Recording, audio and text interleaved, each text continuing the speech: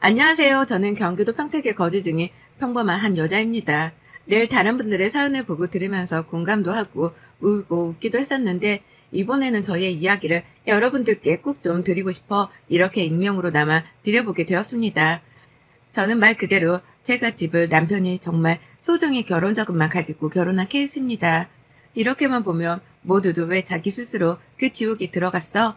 라고 하시는 분들도 계시는데요.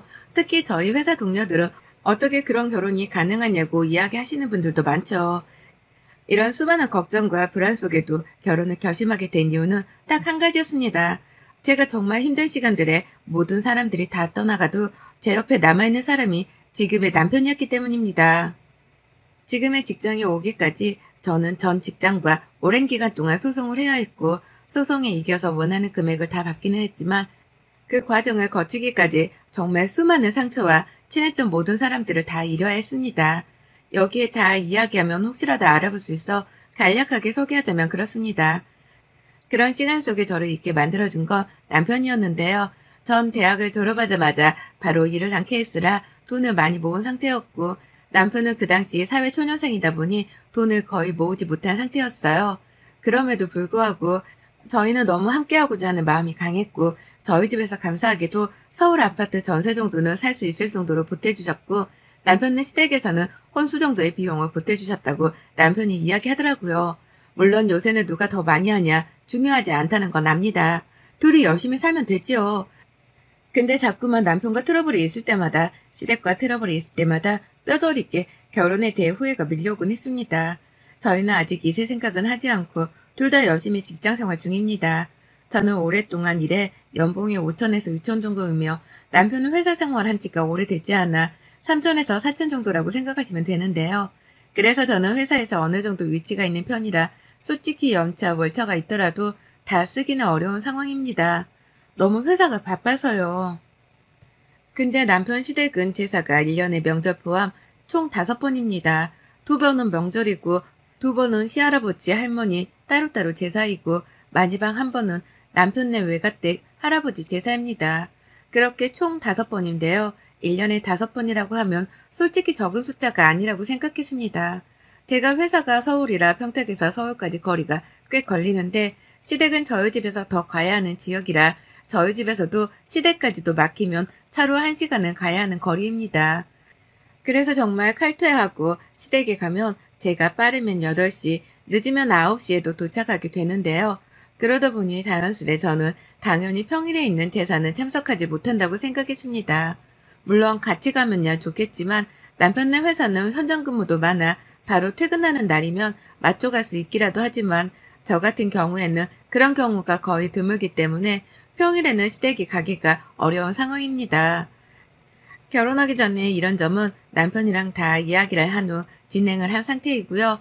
또 시댁에서도 이런 저의 상황들을 다 알고 계시는지라 제가 직접 여쭤보지 못했어도 당연히 남편이 다 이야기를 잘 했을 거라 생각했습니다. 그렇게 결혼을 하고 첫 명절에는 당연히 회사도 쉬기 때문에 참석을 했고 그 다음 제사도 주말이라 참석을 했습니다. 근데 문제는 평일에 제사가 있어서 제가 남편한테 이번에는 못 참석할 것 같다. 여보만 참석해야 할 것 같다고 분명하게 이야기를 전했습니다. 회사가 너무 바쁜 상황이라 빠지기가 힘들고 주말에는 계속 내가 참석하지 않았느냐.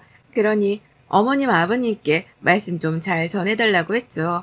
그렇게 남편이 알겠다고 했고 제사에 혼자 다녀왔는데요. 문제는 그 다음날 어머님께 갑자기 전화가 왔더라고요. 우선 안부 인사와 함께 제사를 못 가서 죄송하다고 말씀드렸고 퇴근하고 오니 너무 늦은 시간이라 따로 연락을 못 드려 오늘 퇴근하고 전화드리려고 했다고까지 말씀을 드렸습니다. 그랬더니 어머님은 아무리 그래도 시댁 제사에는 얼굴이라도 비춰야 하는 게 아니냐면서 말씀하시더군요.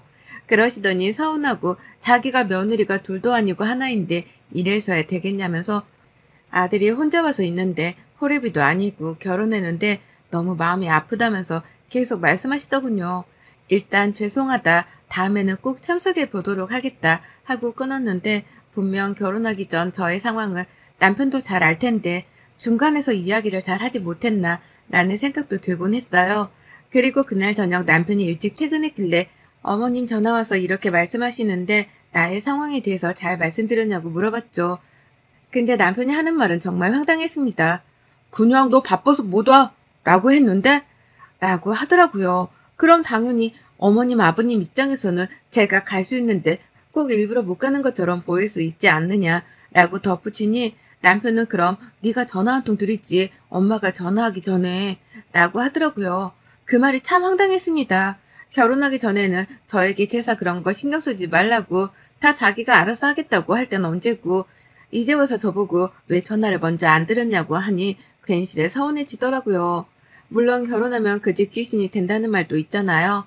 근데 요새는 그런 것도 아니고 이렇게까지 부담을 주니 저로서는 굉장히 마음이 씁쓸하더라고요.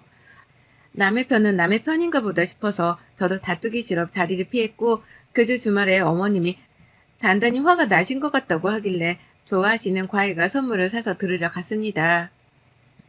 가자마자 계속해서 잔소리를 하셔도 내내를 시전하며 가만히 있었죠. 그러면서 마지막에는 저보고 시어머니가 요새 우리 아들 애 같은 애 없다면서 잘하라는 말까지 덧붙이시더라고요. 숫자는 정말 다 똑같나 보다 싶어서 저도 그냥 할 도리만 하고 지내자라는 마음으로 그렇게 어찌저찌 살다 보니 시간이 또 흘러갔고 다시 제사가 돌아왔습니다. 이번에도 보니 딱 금요일이라 정말 바쁜 시기였지만 또 안 가면 지금보다 잔소리가 더 많아지시겠구나 생각해서 회사에 이야기를 하고 월차를 내기로 했습니다. 못다한 일은 집에서 하는 걸로 대체하기로 했고요. 그렇게 만반의 준비를 하고 제사를 어머님이랑 준비하는데 갑자기 친정에서 저희 아버지가 쓰러지셨다는 이야기를 듣고 준비하다 말고 달려나갔습니다. 아빠가 당뇨를 오래 앓으셨는데 요새 스트레스 받는 일이 많으셨는지 과로를 해서 쓰러지셨더라고요. 다행히 큰일은 없어 얼굴만 뵙고 다시 시댁으로 달려갔습니다. 시댁으로 갔더니 제사가 거의 끝나서 치우는 분위기이길래 어머님 아버님께 정말 죄송하다라고 말씀드리고 저도 같이 뒷정리를 하려고 하고 있었어요. 그랬더니 어머님이 제가 그릇을 드는 손을 팍 하고 치시더니 너는 우리 며느리도 아닌데 왜 하려고 하니? 라고 하시더라고요. 처음에는 장난하시는 줄 알고 죄송하다고 아빠가 갑자기 쓰러지는 바람에 제가 안 가볼 수가 없었다 라고 말씀드리니 저보고 집에 가라고 하시더군요. 그러더니 제 짐이랑 신발을 현관 밖으로 휙하니 던지시는 거예요. 남편이랑 아버님이 뭘 그렇게까지 하냐면서 어머님한테 이야기를 했지만 듣는 채도 안 하시고 제 신발과 짐 밖에 놨으니 가져가라고요. 흘러나오는 눈물을 참고 맨발로 밖으로 나가 신발을 신고 그대로 택시를 타고 집으로 왔어요. 돌아오는 택시 안에서 한참을 꺼이꺼이 울었던 것 같아요. 내가 뭘 잘못했을까 싶기도 하고 정말 이 결혼 생활 유지하는 게 맞는 건가 싶기도 했죠. 그렇게 집에 와서 샤워하고 누워있는데 남편이 돌아와서는 엄마가 좀 너무했다. 내가 따라가려는데 자꾸만 엄마가 잡아서 못 갔다. 지금 장인어른 어떠시냐? 나도 가봤어야 하는데 미안하다. 라고 했지만 저는 그 말로는 제 마음이 풀리지 않더군요. 그리고 그 다음날 어머니께서 전화를 하셨는데 받지 않았습니다. 또 저녁에도 왔지만 받지 않았더니 이번엔 남편에게 와서 저보고 퇴근했냐고 바꿔달라고 하는 것 같길래 침대에 누워 자는 척을 했죠. 며칠 동안 어머님 전화를 피하다시피 하니까 남편을 달달 볶아서 저를 바꿔달라고 하시는 것 같았어요. 그렇게 피하던 전화를 받았고 어머님의 첫마디는 너 얘가 왜 이렇게 소심하니? 라는 말이었어요. 고작 그랬다고 삐져서는 너는 시애미 전화도 안 받니? 라면서요. 그러더니 한다는 소리가 저보고 이번 주말에 만두를 빚으려고 하니 오라는 이야기를 하시더군요. 처음에는 몸이 안 좋아 못 갈 것 같다 말씀드리니 그럼 저녁이라도 오라고 계속 끈질기게 전화도 끊지 않고 말하시더라고요. 그냥 알겠다고 끊고 침대에 한참을 멍하니 있었네요. 주말이 되고 정말 가기 싫은 몸을 이끌고 시댁으로 넘어갔어요. 만두 장사를 하려고 하시는 건지 정말 만두 피부터 쫙 늘어놓으신 걸 보니 솔직히 좀 짜증이 나더라고요. 직장인들은 주말이 가장 낙인데 그 낙에 매주같이 시댁에 와서 이런 거나 하고 있는 팔짱가 싶어서요. 원래 잘 참는 성격이라 남들한테도 뭐라 하는 스타일이 아니고 또 일에도 궁시렁거리는 스타일이 아닌데 저도 모르게 하면서 계속 중얼중얼하게 되더라고요. 그리고 만두피를 만들고 있는데 어머님이 저에게 연봉을 물어보시더라고요. 그래서 제가 연봉에 대해서 꼭 말씀드려 하냐고 했죠. 아니 너는 시어머니가 물어보면 왜 자꾸 따박따박 말대꾸를 하는 거냐. 도대체 어디서 배운 짓거리야 정말? 이러시는데 순간 너무 화가 나서 저도 모르게 처음으로 자꾸 곤란한 질문만 그렇게 하시는데 어떻게 대답을 해요? 이라고 했더니 어머님은 지금 또 말대꾸를 하는 거냐면서 궁시렁궁시렁 하시더군요. 더 이상 이야기를 하면 저도 표정 관리가 안 될 것 같아 잠깐 화장실 다녀오겠다고 하고 화장실에서 심호흡을 했죠. 그 뒤로 묵묵히 주어진 일만 했고 다 만들고 식사까지 마친 후에 설거지와 뒷정리를 하고 있는데 또 어머님이 옆에 오셔서 되지도 않는 이야기들을 늘어놓으시더라고요. 아니 내 친구 며느리가 이번에 뭐라 그랬더라? 어디서 명품백을 선물했다고 하더라. 아니 내 친구 며느리가 시어머니랑 같이 마사지 받으려고 이번에 코로나 괜찮아졌다고 괌 가자고 비행기표까지 끊어줬더라. 어떤 며느리는 이렇더라 저렇더라 하시더군요. 그 말을 내내 저도 나중에 어머님 생신 때 남편이랑 말해서 갖고 싶은 가방 있으시면 사드릴게요. 최대한 좋게 말씀을 드렸어요. 그러다 갑자기 저보고 너네 아빠는 이제 괜찮냐? 라고 물어보시더라고요. 그래서 그래도 걱정은 해주시나 보다 해서 많이 괜찮아지셨다. 다시 혈당 관리하고 계신다라고 말씀드렸더니 시어머니가 그 뒤로 한다는 소리는 정말 입에 담을 수 없는 말이었어요. 아니 너네 아빠는 왜 꼭 그날에 쓰러지고 하신대냐? 제사인데 딸 고생할까봐 그러셨나? 눈치가 없으시네 참. 라고요. 설거지하고 있는 제가 그릇을 깨먹을 정도로 너무 놀라 아무 말도 못하고 있었어요. 그냥 농담한 건데 왜 정색하냐 너는 이러시는데 어머님 해도 될 농담이 있고 안 해도 될 농담이 있잖아요. 제가 저희 집 제사 지내는 날 어머님 쓰러졌는데 저희 부모님이 그렇게 말씀하시면 어머님은 그럼 농담으로 받아들일 수 있겠어요? 저도 아빠 닮아 눈치가 없으니 당분간은 시댁에 오라고 하실 때 남편만 보낼게요. 하고 그대로 나와버렸어요. 남편이 와서 하루 종일 미안하다고 엄마가 토가 지나쳤다고 빌었지만 제 마음은 이미 다친 상태라 남편과도 말을 섞고 싶지가 않았어요. 그렇게 시댁에서 오는 전화는 다 차단하고 남편에게도 다시 한번 어머님 나 전화 바꿔주면 그대로 이혼할 줄 알라고 했죠. 단단히 선언을 하고 퇴근 후에 남편이 회식한다길래 혼자 먹고 싶은 음식을 시켜 먹으면서 집에 있는데 누가 띵동 하더라고요. 보았더니 어머님이시길래 문 안 열어드렸어요. 계속 한 10번을 띵동 하시는데 그래도 끝까지 안 열어줬어요. 저보고 있는 거 알고 왔다고 하시면서 소리를 고래고래 지르셔도 안 열어드렸어요. 그렇게 가신 것 같아 있는데 남편한테 전화가 오더라고요.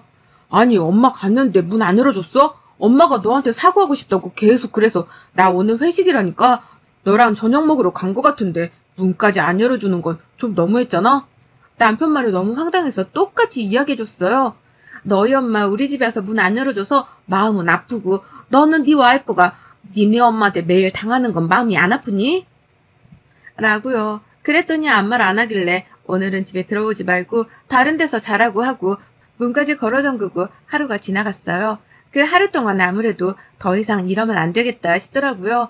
뭔가 다른 방도가 필요할 것 같아 회사에서 퇴근하고 곧바로 시댁으로 달려갔어요. 남편에게 시댁으로 오라는 말만 남긴 채요. 시댁에 갔더니 시어머니가 네가 그래봤자 별 수 있냐면서 제발로 네가 사과를 하러 와야겠지. 이러시면서 또 코웃음을 치더군요. 시어머니 면전에 대고 준비해온 이혼 서류를 뿌려드렸어요. 그랬더니 무슨 짓이냐고 네가 미쳤냐고 하셨지만 그 서류부터 꼼꼼히 보시라고 그랬죠. 그랬더니 네가 이혼해봤자지. 그 집에서 너 몸만 나가면 된다면서 하시길래 그 집은 제가 해온 집인데 왜 제가 나가요 어머님? 이라고 했죠. 그랬더니 그게 무슨 너네 집이냐면서 우리 아들이 마르는 집이라면서 펄쩍펄쩍 뛰더군요. 그때 참 가소로웠어요. 어머님 무슨 말씀이세요 도대체? 지금 귀가 혹시 안 들리시는 건 아니시죠? 지금 살고 있는 저희 집 저희 친정에서 해주신 거예요. 명의도 제 명의인데 모르셨어요? 아 남편이 쪽팔려서 말을 안 했나 보네요. 라고 했죠. 그랬더니 시어머니가 그게 무슨 말이냐. 우리 아들이 번 돈으로 했다고 했는데 네가 정말 미쳤구나. 이런 말도 안 되는 소리를 하시더군요. 그때 남편이 도착하더라고요. 왜? 우리 집 내가 해온 거라고 말씀 안 드렸어? 어머님 오해하시잖아. 지금이라도 말씀드려. 당신은 결혼할 때 이 집에 보탠 돈이 딱 300만 원이라고 말씀 안 드렸어? 이제서야 실마리들이 풀리더군요. 남편을 알고 봤더니 시댁에서 돈을 좀 지원받았더라고요. 집 해야 한다고 받은 것 같은데 그 돈을 저에게 이야기도 안 하고 주식에 투자했더라고요. 괜찮은 건이 있어서요. 근데 자기 부모님이나 나한테 말하면 분명히 반대할 게 뻔하니까 우선은 제 돈으로 집을 하고 나중에 줘야겠다 싶어서 말 안 했다고요. 그러니까 시댁은 제가 한 푼도 없이 시집왔다고 생각하셨나 봐요. 그러니 제가 미웠겠죠. 어머님은 그때부터 정신을 차리셨는지 자기 아들 등짝을 찰싹찰싹 때리더라고요. 도대체 그 돈 어디에 다 두었냐고, 빨리 가지고 오라고, 어떤 돈인데 그랬냐고요. 아마도 그거 해주시려고 지금 사는 집 담보대출을 받으셔서 주신 것 같은데 남편이 그 돈을 주식으로 다 날린 것 같아요. 어쩐지 어느 날부턴가 자꾸만 매일 핸드폰만 들여다보고 초조해 보였거든요. 부모님께 용돈 드리는 것도 부담스럽다고 하길래 내가 드린다고 할 정도였는데 제가 보기엔 이것 말고도 더 투자한 게 있는데 그럼 쫓겨날까봐 말 못하고 저러고 있는 거겠죠. 어머님이 절 이렇게 싫어한 이유는 딱 하나였어요. 돈. 돈도 못 버는 주제에 바쁜 척이나 하고 자기 아들 돈이나 갉아먹는 여자라고 생각했겠죠. 연봉도 저보다 자기가 많은 걸로 부모님을 속였더라고요. 참 황당해서 말이 안 나오더라고요. 그래서 제가 남편에게 말했죠. 어차피 이렇게 된 거 다 소용없고 네가 보탠 300? 아니다. 혼수까지 네가 했으니까 그 돈까지 쳐서 줄 테니까 나가라고요. 그리고는 어머님께 말씀드렸어요. 어머님은 세상 물정을 너무 모르시는 것 같으셔서 말씀드리는 건데 요새 택배에는 반품 서비스가 굉장히 잘 되어 있어요. 반품하는 거 전혀 어렵지 않으니까 어머님 사랑하는 아들 평생 반품시킬게요. 한번 끼고 잘 살아보세요. 그리고는 휙하니 시댁에서 나가려는데 남편은 무릎 꿇고 울며 불며 빌고 어머님은 자기가 오해했다면서 사과하시는데 그게 말이 되나요? 제가 돈을 많이 했든 적게 했든 사람으로서 하지 말아야 할 일들을 하시는 게 저는 사람이라 잘 이해가 가지 않는다고요. 법원에서 보자고 하고 그렇게 나왔어요. 그날 이후로 남편 짐은 모조리 싸서 보냈어요. 돈도 입금했고요. 집안에 있는 비밀번호도 모조리 다 바꾸었죠. 매일매일 전화에 문자에 집까지 찾아와 지금 집은 내놓은 상태예요. 전세였기 때문에 복비는 물고 나가야 하지만 그래도 차라리 복비 물고 모르는 대로 이사가는 게 나을 것 같더라고요. 근데 남편이 끝까지 이혼을 안 해주겠다고 버티고 있는 터라 변호사까지 고용해 소송을 시작했어요. 그랬더니 어머니께서 꼭 만나서 할 말이 있다며 찾아오시더라고요. 더 이상 저는 할 말이 없다고 해도 무자비하게 밀고 들어오시길래 딱 할 말만 하고 가세요 라고 했죠. 그때부터 눈물바람으로 저를 설득하려고 하는데 참으로 황당하더라고요. 아직까지도 자기 아들이 가장 최고라고 생각하고 말씀하시는데 일부러 제 물컵에 있는 물을 쏟았어요. 그리고는 어머니께 말씀드렸죠. 어머님, 제가 어머님 말씀하시는데 눈치가 없었네요. 근데 이 물 좀 닦아주시겠어요? 무슨 말이니 그게? 내가 왜 그 물을? 아니 지금 저한테 비시는 입장인데 이런 것도 못하세요? 저한테 늘 그러셨잖아요. 우리 아들이 너보다 훨씬 잘났으니 네가 지고 살아야 한다면서요. 저희 부모님도 이런 사이 어디서 얻겠냐면서 그러셨잖아요. 떠받들고 살아야 한다고요. 근데 어쩌죠? 저 어머니 아들보다 돈도 더 잘 벌고 돈도 훨씬 더 많고 전 앞으로도 올라갈 일이 태산인데 어머님 아들은 제가 보기에는 회사 생활 오래 못할 것 같아요. 보니까 평판도 안 좋던데요. 그러니 어머님이 이런 거라도 하셔야 제가 소송이라도 취하해드리죠. 어머님 참 눈치가 없으시네. 라고요. 으그락부르그락 하던 어머님은 이만 감아하시면서 나가시더군요. 그 뒤통수에 대고 말했어요. 어머님 눈치 없게 연락하지 마세요. 제발 부탁이에요. 라고요. 저희는 결혼기간이 2년도 채 안 되기 때문에 서로 나눠야 할 재산도 없어 그냥 협의 이혼으로 마무리했답니다. 그렇게 저는 이혼녀라는 딱지가 붙었지만 지금 너무 많이 행복해요. 집도 부모님네 근처로 옮겨서 살고 있는데 매일이 지옥 같던 결혼 생활에서 벗어나니 먹고 싶은 음식을 먹고 주말에는 늦지막히 일어나 맛있는 음식을 먹고 좋아하는 TV를 보면서 지내고 또 친구들도 만나 소소한 일상을 묻는 지금이 저는 더 행복하더라고요. 2년 만에 결혼하고 이혼을 경험한 제가 느끼는 바로는 무조건 착하다고만 되는 건 아니라는 걸 느꼈어요. 결혼을 잘했다면 이혼도 하지 않았겠지만 또 이걸로 저는 한 번 더 성숙해짐을 느끼고 있습니다. 여러분들은 지금 어떤 삶을 살고 계신가요? 혹시라도 저처럼 참아만 내었던 삶이라면 더 이상 참지 말고 지르고 사세요. 인생은 한 번이라는 말 정말 뼈저리게 느끼곤 합니다. 한 번 사는 인생 이제 행복하게 살아야 된다는 말 꼭 명심하기를 바라며 쌀쌀해진 날씨 아무쪼록 건강 조심하기를 바라겠습니다. 여러분의 생각은 댓글로 남겨주세요. 오늘 또 시청해주셔서 정말 감사합니다.